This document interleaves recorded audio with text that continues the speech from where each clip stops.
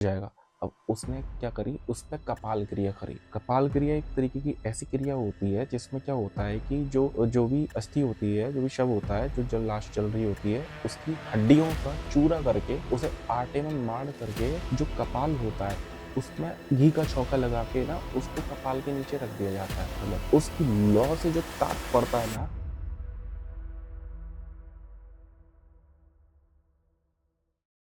तो एक लेडी होती है, उनका बेटा गवर्नमेंट ऑफिसर होता है, तो उसके लिए लड़की देख रही होती है। अब उनकी डिमांड होती है कि वो डाउरी के बिल्कुल खिलाफ होती है, उनको दहेज बिल्कुल नहीं चाहिए। तो वो चाहती है ऐसी लड़की घर में आए जो मेरे बच्चे का भी ख्याल रखे, मेरा भी ध्यान रखे और घर की सारी चीजों को मैनेज करके चले, क्योंकि वो हाई स्टेटस से बिलोंग करती हैं, अच्छी फैमिली से होते हैं। तो वो क्या करती हैं, तो उनको एक लड़की पसंद आती है जो कि एक काफी गरीब घर की होती है, पर उनको ना उसकी चीजें बहुत भा जाती हैं कि मतलब उसका तरीका उनको समझ में आता है, द वे शी प्रेजेंट उनको समझ में आ जाती है। उनको लगता है कि ये मेरे बच्चे को ना अच्छे से संभाल लेगी। तो वो कहते हैं कि मेरे को आपकी लड़की पसंद है, मुझे 1 रुपया नहीं चाहिए, आप बस शादी के लिए हाँ करो, बाकी सारा खर्चा हम उठाएंगे, हम अच्छे से शादी करेंगे लड़की की, आप टेंशन मत लो। तो वो परिवार वाले भी लड़की के राजी हो जाते हैं कि हाँ चलो ठीक है, अच्छी बात है, मेरी लड़की अच्छे घर में जा रही है, बड़े घर में जा रही है, तो वो ओके कर देते हैं। फिर उसके बाद उसकी शादी हो जाती है उन लोगों की। अब लड़की नए घर में जाती है और वहां देखती है बहुत अच्छी हाई फाई सोसाइटी में रहते हैं वो लोग, अच्छी जगह बिलोंग करते हैं, तो वो एकदम चकाचौंध देख के वो ये सोचती है, वो बोलती भी है इनफैक्ट कि मैं तो यहाँ पर रूल करूंगी, राज करूंगी,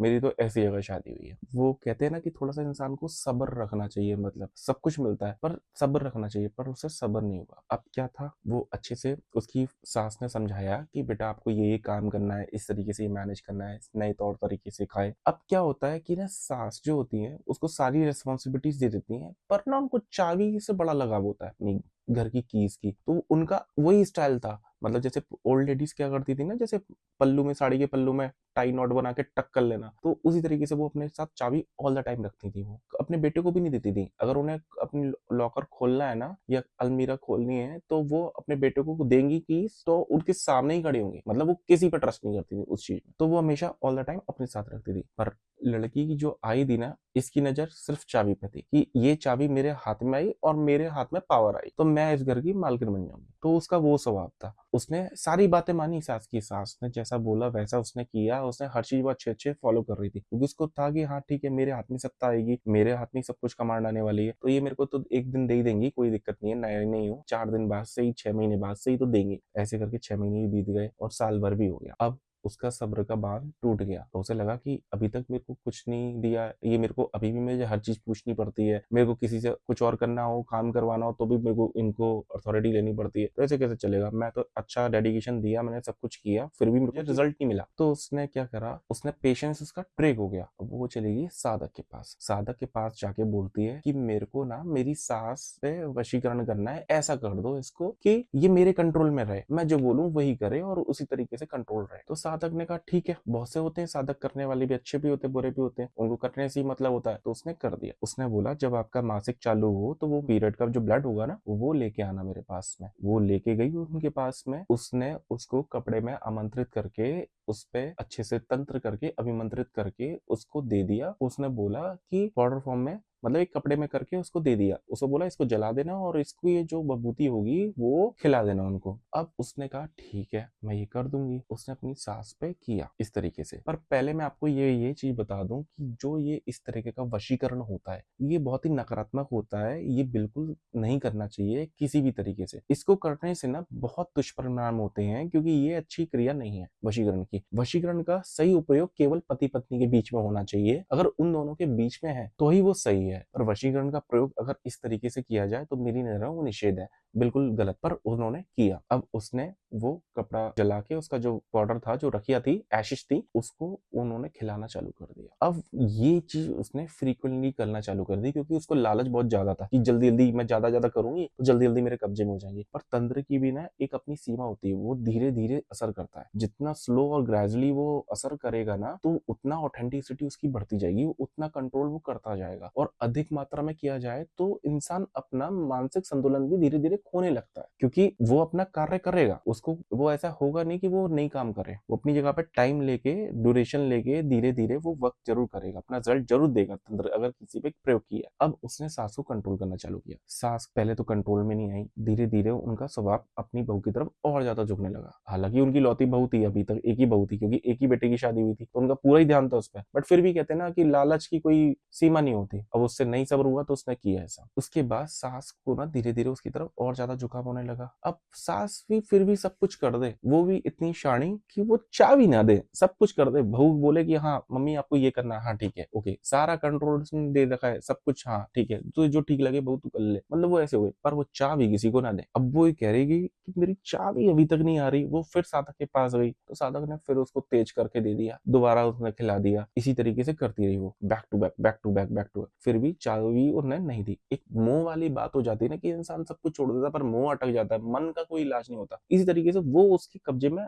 हर तरीके से आ गई, पर वो चाबी देने को राजी नहीं थी। मतलब उसके बाद उनकी स्थिति ये हुई कि वो धीरे धीरे ना वो पैरालाइज होने लगी, उनका मानसिक संतुलन खराब होने लगा, वो चीजें भूलने लग गई। ये इस तरीके की चीजें उनसे उनको घबराहट होने लग रही थी, मतलब ये वो फेस कर रही थी, तो उनकी तबीयत तो बिगड़ रही थी। दूसरा एक देवर और था, तो उन्होंने सोचा कि इस पे भी मैं अपना कंट्रोल रखती हूँ तो ये मेरे हाथ में रहेगा, ताकि इसको भी समझ में। साइड बाय साइड वो उस पे भी कर रही थी, देवर को भी खिला रही थी सेम चीज। पर देवर की तरफ तो उनका अच्छा था कि देवर उनके कंट्रोल में रहता था, क्योंकि उधर इतना ज्यादा नहीं था। एक दो बार हुआ वो वहां पे उसका काम करने लग गया उसके अकॉर्डिंगली। वो अगर वो कुछ बोलती थी तो वो भाभी के अगेंस्ट नहीं जाता था, भाभी जो बोले वही उसको करना था, वो हमेशा यही करता था। पर मदर पे ज्यादा वो उसके लिए क्यों कर रही थी बैक टू बैक, कि उसको चाबी चाहिए थी, वो हाथ में आ नहीं रही थी। अब हुआ क्या, अब सास की हुई तबीयत खराब, तो वो थोड़ा बेड रेस्ट से लगी थोड़ी सी। अब उसके चक्कर में उसकी मुसीबतें और बढ़ गई। अब वो मुसीबत क्या बढ़ गई, अब वो इस बोले कि ठीक है मैं एक तो अपने पति का करूं, देवर का करूं, अब सास बिस्तर से लगी है तो इनका भी काम करूं। मतलब यहाँ पे भी उसको पलट के जवाब मिला, कुदरत देती है, उसी के लिए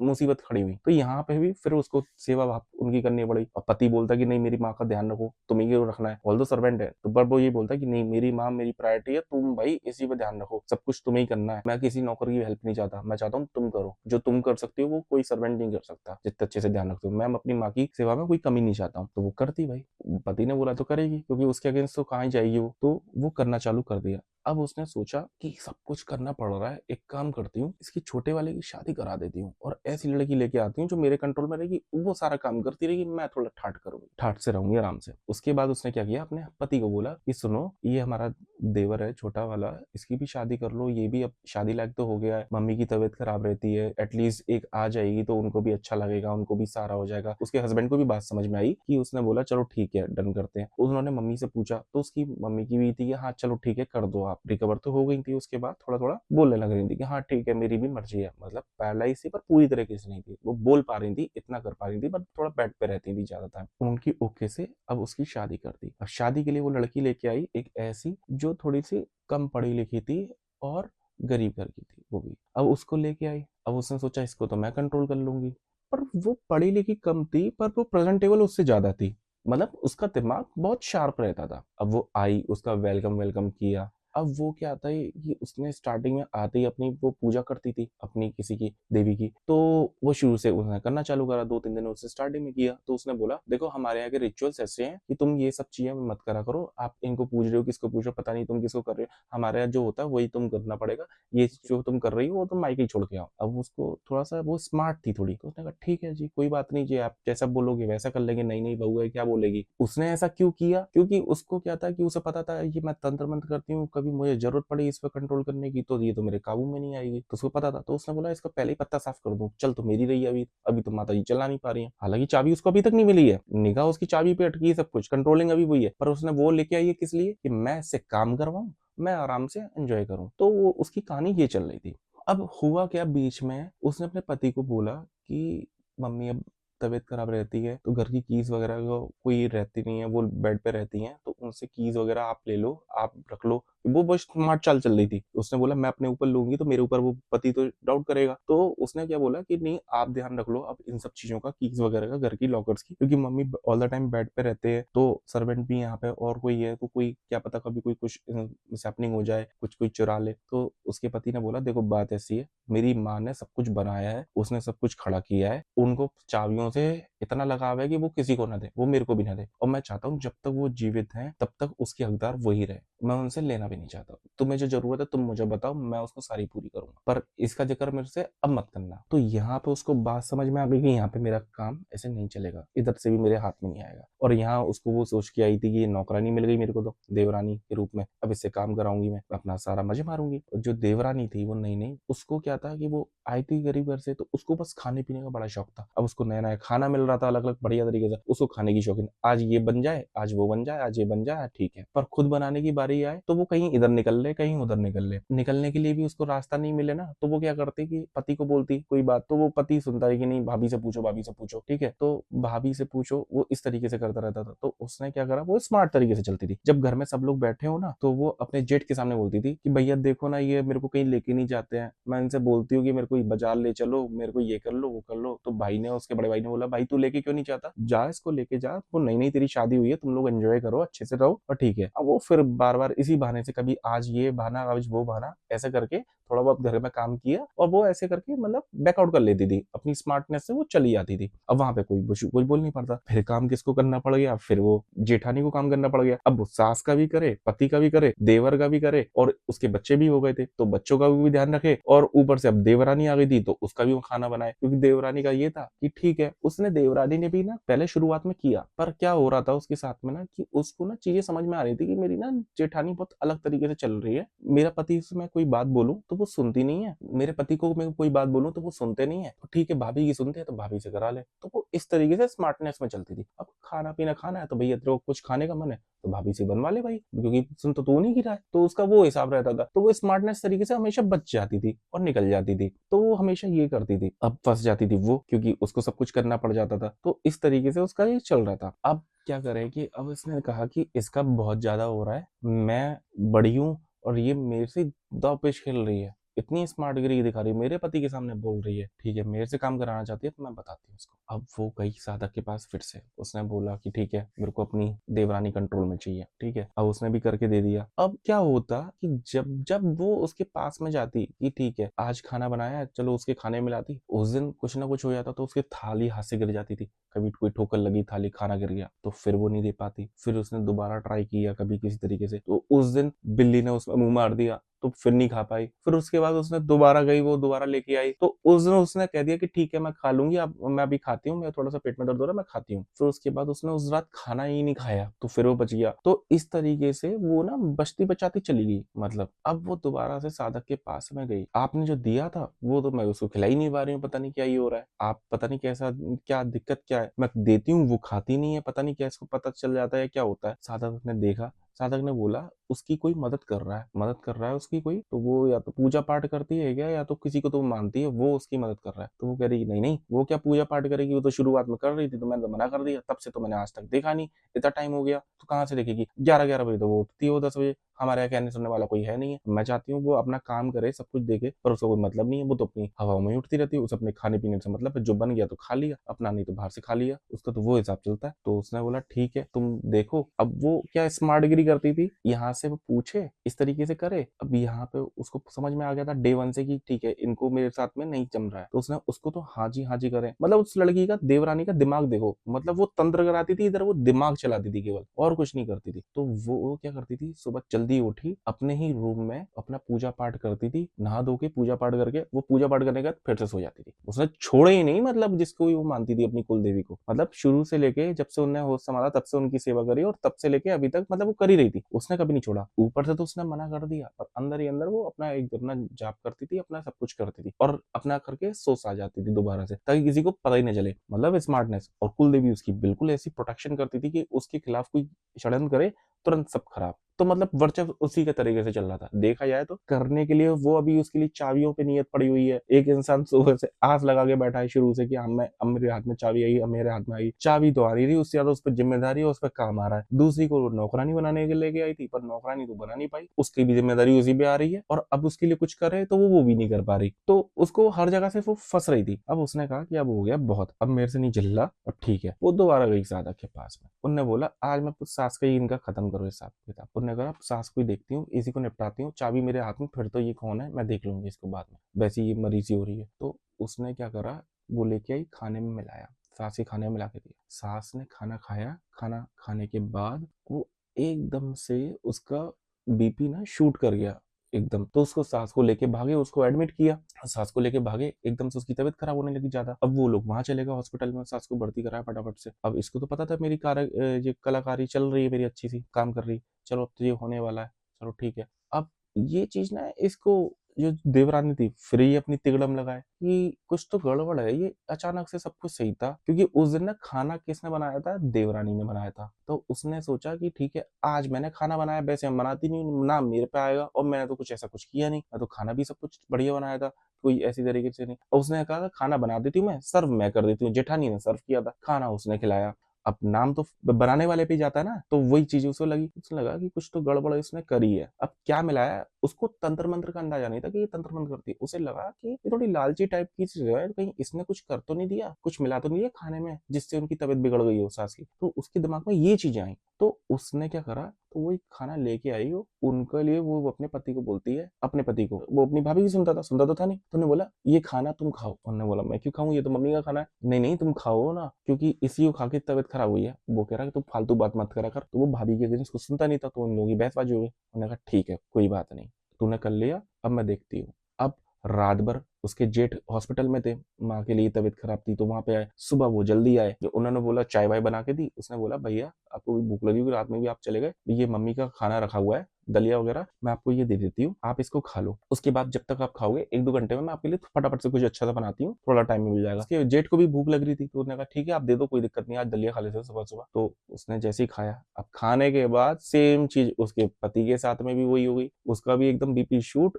एकदम से हाई होने लगा, और एकदम से माइनर हार्ट अटैक के चांसेस उसके हो गए। अब उसको लेके भागे 1.5 घंटे बाद सब लोग। अब वो जैसे तैसे कंट्रोल हो गया, पर ये बात उसको पता चल गई कि इसने खाना खिलाया। तो उसको लगा कि इसकी इतनी हिम्मत, मेरे पति को मारने की कोशिश करी है इसने, कलाकारी भी उसी कर रही है, वही मिला के लेके आई है। पर उसको अंदाजा था कि इसमें कुछ मिला हुआ है, जब इसके पति पे पड़ेगी तब इन्हें समझ में आ जाएगी। उसने तो स्मार्टनेस, मतलब वो औरत दिमाग चला रही है और वो तंत्र विद्या चला रही है, आप देख रहे हो। मतलब फिर भी जीत उसकी हो रही है, क्योंकि कुलदेवी उसके साथ में ही थी, क्योंकि उसकी मदद कर रही है। तो मतलब हर जगह उसको मतलब इंट्यूशन सी ऐसी आ जाती थी। अब उसको ये चीज बर्दाश्त नहीं हुई। अब यही चीज देख के, अब जैसे तैसे तो उसका पति तो रिकवर हो गया। अब उसको समझ में आया इन्हें कुछ मिलाया था, तो उसने क्या करा, अपनी सास की सेवा करना चालू कर दी, कि वो हॉस्पिटल जाए, डॉक्टर से बात करे, और उनको ना अपने पूजा का जल पिला देती थी। मतलब जाके अपनी पूजा तो करती थी, तो उसने सोचा कि मैं इसको माता को जल पड़ा देती हूँ, माता का आशीर्वाद ही मिलेगा। मतलब वो कुछ भी नहीं जानती थी ऐसा तंत्र मंत्र कुछ भी, वो अपनी पूजा करती थी, पूजा कर शायद माता का कुछ चमत्कार हो जाए, माता से प्रार्थना करके। और वो उसकी सेवा करने लगी अपनी सास की। मतलब यहाँ बात नहीं बनी तो दूसरे डॉक्टर्स को बुलाना, मतलब उसने पूरा इनिशिएटिव लेके अपना सास को रिकवर करके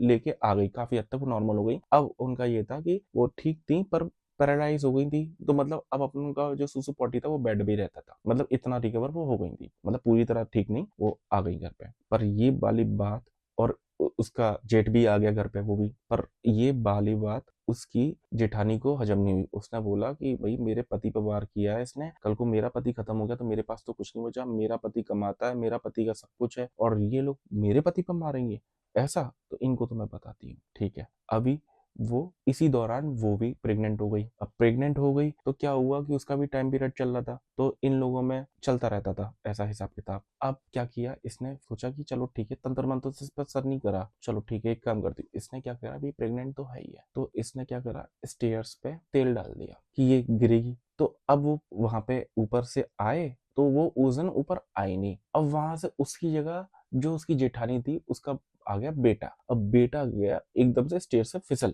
उसके सीधे वो गिरा, वो उसके माथे पे फट गया उसका, तो यहाँ पे टाके लगे। अब वो उस पे चढ़ जाए कि तू प्रेग्नेंट है, तू अपने पैरों की मालिश करती रहती, तेरे दर्द होता रहता, तूने तेल वहां पे सीढ़ियों पर डाल दिया, तेरी वजह से मेरे बेटे को लग गई ये वो। तो इन लोगों में झड़प ज्यादा हो गई कि ठीक है आप बोल रही हो तो ठीक है, मेरे से रह गया होगा, पर मैं आपकी बात मान लेती हूँ। वो सिर्फ अटकती नहीं थी, वो स्मार्टनेस से चलती थी, तो यहाँ पे भी वो बच गई। मतलब प्लानिंग उसके लिए थी, वो निकली नहीं, और यहाँ पे भी वो पास हो गई। मतलब चोट उसी को उल्टी मिलती थी हमेशा, क्योंकि उसकी कुलदेवी साथ थी। तो उसके बाद फिर अब क्या हुआ कि धीरे धीरे टाइम पीरियड थोड़ा और बढ़ा। अब उसका 8वां महीना चल रहा था। अब इन लोगों में थोड़ी सी बहसबाजी ज्यादा होने लगी कि मतलब वो कुछ ना कुछ उसको पिन आउट करना चालू कर दिया उसने। तो उसकी मदर आई लड़की की, देवरानी की, तो उसने बोला कि चल तू घर पे चल, मैं यहाँ पे देख लूंगी, तेरा 8वां महीना चल रहा है, तेरी सास की भी तबीयत खराब है और तू कैसे करेगी, तो मैं तुझे घर ले जाती हूँ।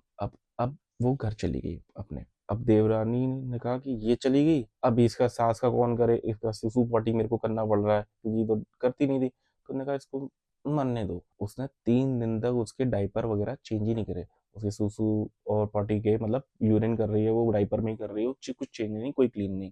ना ही वो नौकर से करवाया, ना खुद ने किया, ना खुद से किसी और को करने दिया कि मैंने, और पूछे तो वो कर दिया। अब इस बीच में उसका पति भी बाहर गया हुआ था तो उन लोगों ने भी ध्यान नहीं दिया। अब उसको क्या हो गया, उसकी सास को फैल गया इन्फेक्शन। अब इन्फेक्शन बॉडी में फैल गया तो उनको फिर से एडमिट कराया गया बॉडी में, क्योंकि भाई यूरिन अगर रहेगा 3-3 दिन तक ऐसे पेशेंट के साथ में तो बहुत सावधानी बरतनी पड़ती है, पर वहां पे तो बरती नहीं क्योंकि उसका तो प्लान ही था उसको मारना कि ठीक है मरने दो। तो वहां पे उनको इन्फेक्शन हो गया, उसको ले गए भाई हॉस्पिटल एडमिट कराया दिया। अब हॉस्पिटल में चल रहा है, ठीक है। अब हॉस्पिटल में वो हो गई, अब उसकी सास की तबीयत भी ज्यादा खराब रहने लगी, ठीक है। हॉस्पिटल में चल रही थी, मतलब सीरियस चल रही थी उसकी सास की तबीयत, मतलब वेंटिलेटर पे वो आ गई। अब वो चल रही थी, अब इधर इसका बच्चा हो गया। तो उसने बोला कि तू जब तक आ रही है इधर ही आ जाओ, मम्मी को भी देखना पड़ता तो घर देख लोगी एटलीस्ट। अब वो अपनी बुला लेती है, अब उसका बच्चा हो जाता है। अब घर में शुद्धिकरण तो होता नहीं, तो पूजा पाठ बिल्कुल होती नहीं, तो वो भी पूजा नहीं करती है अब इस टाइम पे। और फिर वो क्या करती है, उसके लिए करवाती है कि एक तो पहुंचेगी या दूसरे को भी मैं देख लूंगी। अब यहाँ पे वो करवा के लेके आती है। अब होता क्या है कि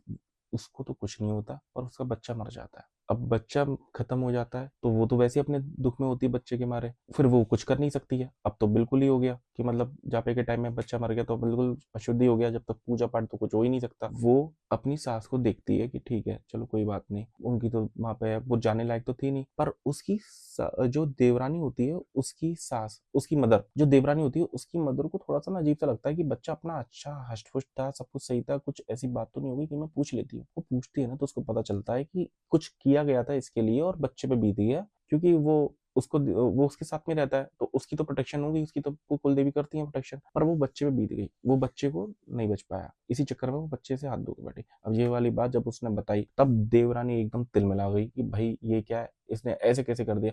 अब उसे पर पता था, वो इनको इतना ज्यादा नहीं मानती थी, अपनी देवी पर विश्वास करती थी, पर उसको पता था कि अब मैं ये वाली बात मैं किसी को बोलूंगी तो मेरी तो कोई मानेगा नहीं। तो इसने बोला कहीं ऐसी तो करके इनने सास को नहीं पहुंचा दिया मेरे हॉस्पिटल। तो अब उसने भागा दौड़नी करना चालू, अपनी मम्मी को बोला कि मम्मी एक काम करो, मेरे को डाउट हो रहा है इसने कहीं मेरी सास को भी ऐसी तबीयत करके खराब तो नहीं करा, कहीं आप इनका इलाज करवाओ, मैं इनको देखती हूँ। उसने पूरा फोकस वहां से हटा के सीधा अपनी सास पर डाल दिया। अब वो डॉक्टर्स नए नए डॉक्टर से मिले, कोई भी डॉक्टर से कैसे भी करके, अब वो जैसे जैसे वो वेंटिलेटर पे थी, वेंटिलेटर से आईसीयू पे, आईसीयू से वार्ड में शिफ्ट हुई, वार्ड से फिर वो अपने घर पे लेके आ गई। अब जब वो घर पे आई तब सास ने थोड़ा सा देखा, जब वो ठीक होने लगी, रिकवर होने लगी, अपनी सूझबूझ में आ गई थी सास इतना तक, क्योंकि उसका जो भी तंत्र मंत्र उस पर किया गया वो कटना चालू कर दिया, उसने कटवाना चालू कर दिया, तो वो ठीक होने लग रही थी, मतलब काफी इंप्रूवमेंट आ गई धीरे धीरे उसको, 3-4 महीने में उसमें काफी इंप्रूवमेंट। अब होता क्या है, वो तो इंतजार कर रही थी मरने का, ना ये मरी ना वो मरी, अब वो फिर से अंदर से कल पे दूसरा हुआ क्या, सास ने जो आज तक कभी किसी को चाबी नहीं दी, वो चाबी उठाई और अपनी छोटी बहू को दे दी कि ये ले बेटा तू संभाल। अब उसने भी क्यों दे दी, क्योंकि भाई वो बोल नहीं पा रही ना कुछ कर पा रही है, तो वो देख तो रही है ना सब कुछ बेड पे पड़े पड़े, कौन मेरा कर रहा है कौन नहीं कर रहा है, तो उसकी बहू ने, छोटी बहू ने किया तो उसने दे दी। अब ये बात तो कहाँ बर्दाश्त होने वाली है उससे। अब उसने कहा ठीक है भाई,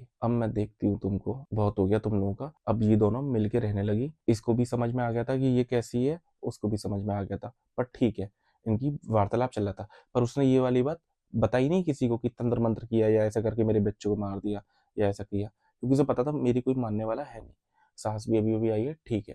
उसने कहा चलो ठीक है, जो उसका सब्र का जो बांध था वो क्या टूटा ना, कि भाई वो शादी करके आई तब से वो चाबी का इंतजार कर रही है, वही चाबी वो दूसरे के हाथ में देके वो तो अंदर से बिल्कुल एकदम जल गई एकदम इस तरीके से। अब उसने बोला मेरे को इसकी मौत चाहिए, मेरे को कैसे भी करो कुछ भी करो, तो मैं पैसा चाहिए जितना बोलो मैं दूंगी, इसको मेरे को चाहिए कि भाई ये मर जानी चाहिए। अब साधक ने कहा ठीक है हो जाएगा। अब उसने क्या करी, उस पर कपाल क्रिया करी। कपाल क्रिया एक तरीके की ऐसी क्रिया होती है जिसमें क्या होता है कि जो जो भी अस्थि होती है, जो भी शव होता है, जो जल लाश चल रही होती है, उसकी हड्डियों का चूरा करके उसे आटे में मार करके जो कपाल होता है उसमें घी का छौंका लगा के ना उसको कपाल के नीचे रख दिया जाता है, मतलब उसकी लौ से जो ताप पड़ता है ना उसमें अभिमंत्रित करके इस तरह की प्रक्रिया होती है, जिसमें क्या होता है कि इस क्रिया से बचने का बहुत रेयरेस्ट चांस होता है, होता नहीं है, क्योंकि बहुत मुश्किल से कोई बचता है, और इससे या तो दिमाग में कीड़े पड़ जाएंगे या ब्रेन हैमरेज हो जाएगा या आदमी मर जाएगा। ये क्रिया है तंत्र में। उसने यही क्रिया करवाई और इत्तेफाक से छानबीन करके उसको ये पता चल गया था कि इसकी कुलदेवी कौन है, उसकी जेठानी को। उसने वो भी बता दिया कि इसकी पूजा करती है, इसके मायके में इनकी पूजा होती है, मैंने पता करा। उस साधक ने उनकी कुलदेवी को रोक लिया उसी दौरान और तुरंत अपना वार भेज दिया। अब उसकी प्रोटेक्शन में कुछ था नहीं, उसकी देवरानी खत्म, सीधे एकदम ब्रेन हेमरेज हुआ, दिमाग की नस फटी और वो मर गई। अब यहाँ पे उसे लगा कि ठीक है, अब तो एक तो कांटा मेरा फाइनली कट गया, अब मेरी जीत हुई। चाबी तो इसको तो कितने दिन की जिएगी, अब जी ले, चल तू अपने हाथ से अब मेरे हाथ में देगी, कितने टाइम जिएगी, जी ले, कोई दिक्कत नहीं है। अब क्या हुआ, थोड़ा टाइम बीता, टाइम बीतने के बाद 2-3 साल बीते। अब उसका जो लड़का था जेठानी का, वो भी 13-14 साल का हो गया था। अब उसने छोटे वाले लड़के को पकड़ लिया। अब वो क्या करे, जैसे ही उसको मौका मिले वो देखे कि घर में कोई नहीं है, छोटा वाला लड़का था ना, वो अपनी माँ को मारना चालू कर दिया। मतलब इतना मारे कि उसको बिल्कुल ऐसा कर दे अधमरा। वो उसकी माँ उसको मार रही है, वो उल्टा मार रहा है, कभी बेड से, कभी जो कुछ हाथ में लग जाए उससे मारना चालू कर दे। उसे लगा कि ये बदतमीजी कर रहा है, बाहर से ये सीख रहा होगा, ये ऐसी बदतमीजी कर रहा है। उसको दुख हुआ और सबके सामने बिल्कुल अच्छे से मम्मा मम्मा करते रहे, बिल्कुल एकदम प्यार से, क्योंकि सोसाइटी तो उनकी ऐसी होती है अच्छी, क्योंकि अच्छी का स्कूल में पढ़ाया होता है, अच्छा सब कुछ करा होता है। मतलब हफ्ते में उसकी माँ की कुटाई पक्की थी, मतलब वो उससे बच ही नहीं पा रही थी। मतलब वो भी अपना कहे कि ये क्यों मेरे साथ ऐसे बदतमीजी करता है, इतना बदतमीज कैसे हो गया मेरा लड़का, ये तो करता ही नहीं था। उसने तो पूरा कब्जे में कर रखा था, पर वो करता तभी था जब कोई नहीं होता था। अब उसने पति को बोला कि मेरे पे इसने हाथ छोड़ना चालू कर दिया है, क्योंकि उसके पति भी गया हुआ था बाहर। फोन पे उसने बोला, तूने बोला चल घर पे आके देखता हूँ, मैं समझाता हूँ लड़के को। जब घर पे आया तो उसने बोला कि भाई क्या, तूने लड़के से बोला कि भाई तूने हाथ वाथ उठाया? कह रहा मैंने नहीं उठाया पापा। आप ऐसे किससे बोल रहे हो पापा, मैं थोड़ा ना ऐसा करूंगा, ये तो बैड बॉयज होते हैं, मैं करते हैं, मैं क्यों करूंगा ऐसे, मम्मा फालतू बोल रही है ऐसे, उनने तो बल्कि मेरे को, मैंने देखा मेरे को मार रही है। तो उसने बोला कि पता नहीं क्या है, जो हो सकता है कहीं इसको पैसे वैसे चाहिए, ये फालतू ड्रामे तो नहीं कर रही है ऐसे करके। तो उसको, क्योंकि वो ऐसा कर देती थी बीच में, तो पति को भी थोड़ा तो डाउट हो ही जाता था कि हाँ भाई कुछ गड़बड़ सड़बड़ कर देती है। तो उसने ऐसे करके इग्नोर कर दिया। अब वो बच्चा क्या करता था, जो छोटा वाला लड़का था उसका, वो ज्यादातर टाइम उसकी अपनी दादी के पास बिताता था, क्योंकि वो सास थी उसकी, देवरानी की। तो वो उनकी सेवा करता, उनके पैर दबाता, उनके साथ करता, और जब कोई नहीं होता था ना तब खाना बनाता, दादी के लिए कुछ बना के ले आया तो दादी खुश हो जाती थी कि ऐसे। अब एक दिन क्या हुआ ना, वो जिस तरीके से खाना बनाती थी ना उसकी छोटी देवरानी, उसी तरीके से खाना बनाया, खटाई की, ये इमली का पानी यूज करना, मतलब इस तरीके से उसने 4-5 चीजें नोटिस कर ली। तो उसकी दादी को शक हो गया कि ये जो खाती हूँ मैं, इसका खाने का टेस्ट वही कैसे रहता है जो मेरी छोटी बहू का रहता है, क्योंकि उस टाइम पे तो ये था भी, मतलब इसने देखा नहीं, छोटे में इसको बोर्डिंग में डाल दिया था बच्चे को इन लोगों ने, तो ये था भी नहीं, और बीच बीच में आते रहते थे तो उनका ध्यान व्यान रखने वाली बात पड़ जाती थी। तो ऐसा उसका टाइम पीरियड रहा कि ज्यादा उसके साथ में रहा नहीं, तो वो कैसे ये जानता है और कैसे इसने देखा, और खाना तो इसने बनाना चाहता था नहीं था। अभी ये कुछ कभी कभी बना देता था, कोई दिक्कत नहीं है, मैगी वैगी बना ली है, चाय बना ली, तो ये ऐसा खाना कैसे बना सकता है? तो उसकी दादी ने नोटिस करना चालू कर दिया। तो एक दिन उसने बोला, अरुणा, तो उसने एकदम से मुड़ के देखा उस बच्चे पे, क्योंकि अरुणा तो थी उस पे, मतलब उसकी देवरानी तो थी। उसने बोला कि हाँ मम्मी, और वो उसने एकदम से देखा तो उसने बोला हाँ दादी बोलो बोलो। तो उसने बोला कि दादी को इसकी लगा कि नहीं गड़बड़ है। एक दिन घर में कोई नहीं था, जब वो दादी के साथ बैठा हुआ था, उसके वो पैर दबा रहा था, तो अचानक से उसकी दादी बोलती है, तू यही है, मुझे पता है तू ही है, मुझे पता है तू ही मेरे से इतनी सेवा करती थी और कोई मेरी सेवा नहीं करता था इतनी। इतना ही सुन के वो एकदम से वो बच्चे पे आके रोने लग गई उसकी देवरानी। अब वो उसने बताया, फिर सारा वाक्य बताया कि तू एकदम से क्या हो गया, तू तो हमें छोड़ के चली गई, मेरा तो तू ही थी, तू अच्छे से संभालती थी। तो सास भी बाबू हो गई, क्योंकि वो करती थी वाकई में उसके लिए। तो उसने बताया कि मम्मी इसने ऐसा ऐसा किया, ये क्रिया करके मेरे को ऐसे मरवाया, और मैंने तो किसी को परेशान नहीं किया।